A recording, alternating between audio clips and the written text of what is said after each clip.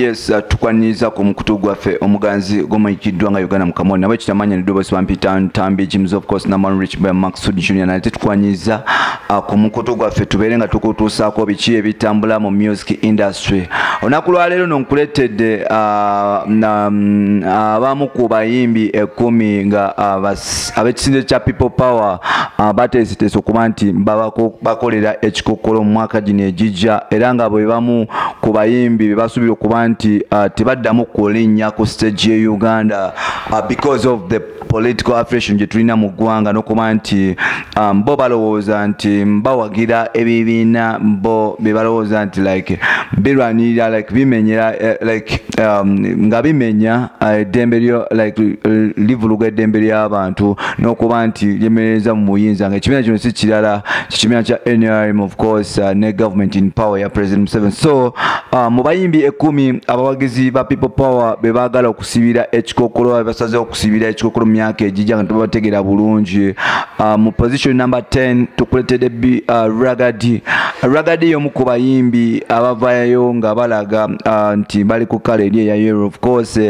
Yavaayo neyesimbawo ku emyaka giri mu 2016 yavaayo neyesimbawo mu Kampala nga meya nga agidde ku kadi ya NRM nabwe kityo okuva ku olwo Ragadi abavubuka bamufukira kakanja paka sawa zino y'omu ku bantu abamu ku bayimbi basibidde akakokolo e Uganda era nga bagamba nti Ragadi tasobola kuddamu kulinnya ku stage ye Uganda yonna unless nga avudde n'engatta ku kibiina kya People Power. So nabwe kityo yembeera eri mu Uganda ate nga mu kifo namba 9 ye mukyalo no Catherine Kusasira. Jjukira Catherine Kusasira ono yali akagenda mu State House of course recently n'aba ekifo kyefunira's like Kampala advisor on the state in the state.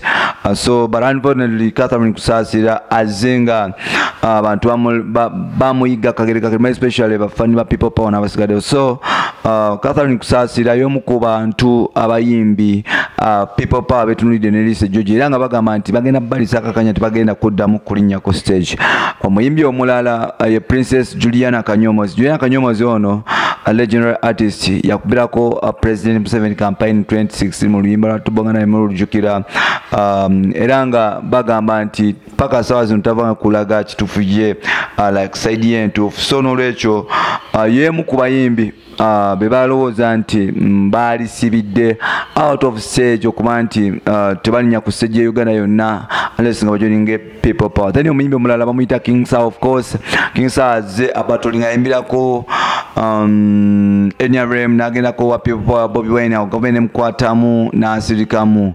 So n'olwekyo bagamba nti King Sir yalya okuveewo omukulu omu mu state ate nga muganda w'omukulembeze. So n'olwekyo bagamba nti King Sir taddamu kulinnya ku stage ye Uganda era y'omu ku bayimbi be baagala okuba nti bateekako n'eriiso egyo gye nnyo okuba nti batunulira. Omuyimbi namba 5 bamuyita King Michael yakugamba nti wa NRM wa President Museveni. So n'olwekyo People Power supporters ne fans bamuteerako ddala Edise George okuba nti atalinnya ku stage ye Uganda yonna era y'omu ku bayimbi abatali mukola saawa zino ate nga mu position namba 4 bamuyita Full Figure y'omu ku bayimbi abaali aba People Power bafani ba People Power of course recently kati bagezaako okuba nti banonyiza President Museveni akalulu. So kino kintu kyanyiza Bobi Wine n'abantu basikalewo bonna ne bagamba nga Full Figure waali Yuda era nayingira mu lukalala lw'okubibwa obucupa e Uganda n'okuba nti bakolebwako efujjo ku kibiina ekimu. So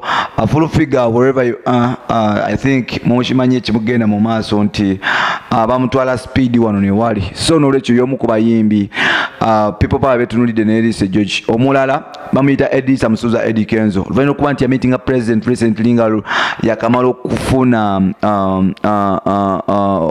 okuvimibwa Seeka Muzaata n'okuba nti mukyala we agenda oba bamuwasa Museveni like Eddie Kenzo yakaba amaziga mangi nnyo ku Facebook oba ku social media nabwe kiti agasikiza mu kulembeze ogwa kubanga amuyita Musesa like bayogera bingi Eddie Kiriza Musuuza ebimu n'abitugamba ebimu yabesigaliza. So nabwe kiti ate nga Musuuza waliwo ennyimba ze yali ayimba nga zivola government okuba nti zipraise nga zisusuta Bobi Wine namunonyezaako nakalulu. So okuva lwe yava mu State House yakyuka. So n'aba People Power ne bagamba nti ono muvubuka y'omu ku bantu be baagala kuba nti basibira kakukolera wetwogerera Edisa Musuuza y'omu ku bayimbi abantu like bekisinze kya People Power bebagezaako kuba nga basibira ekikokkolo within 2021 ono wetugenda ku 2020 wetugenda okuyingira 2021 ng'omuvubuka oyo is nowhere. Then mu kifo namba 2 of course fena tumanyi Big Eye Starboss ono bamugobye ku stage guno omwaka y'omuyimbi